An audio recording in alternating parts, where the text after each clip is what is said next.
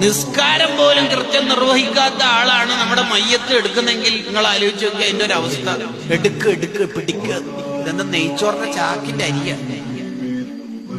ശക്തിയുള്ളവൻ എടുക്കേണ്ടതൊന്നുമല്ല മയ്യത്ത് എന്ന് പറഞ്ഞാൽ.